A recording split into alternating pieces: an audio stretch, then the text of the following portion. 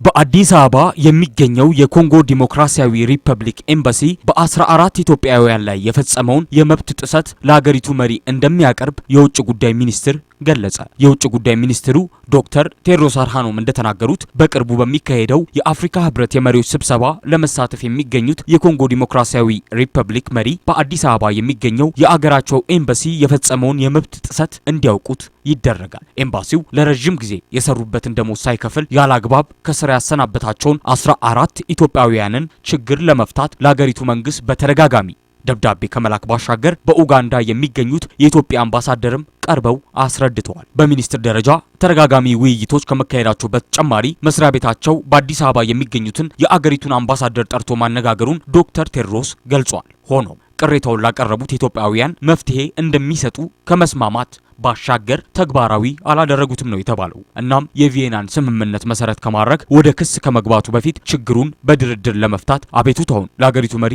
እንደሚያቀርቡ ነው የተናገሩት። የህዝብ ተወካዮች ምክር ቤት የውጭ ጉዳዮች ቋሚ ኮሚቴ በበኩሉ ላለፉት 15 ዓመታት እልባት ያላገኘው የ14 ኢትዮጵያውያን ጉዳይ በአፋጣኝ እንዲፈታ አሳስቧል። የውጭ ጉዳይ ሚኒስትር ኤምባሲውን በህግ አግባብ መጠየቅን ጨምሮ ሌሎች አማራጮችን በመጠቀም ለዜጎቹ ተጨባጭ መፍትሄ እንዲያስቀምጥ ጠይቋል። በሚቀጥለው ጊዜ ይህን እያደረግኩ ነው፣ ከሚመለከታቸው አካላት ጋር እየተነጋገርኩ ነው ወዘተ ከሚሉ አሰልቺ ምላሾች ተጨባጭ ውጤት ይዞ እንዲቀርብ አሳስቧል። ዘገባው የኢትዮጵያ ዜና አገልግሎት ነው።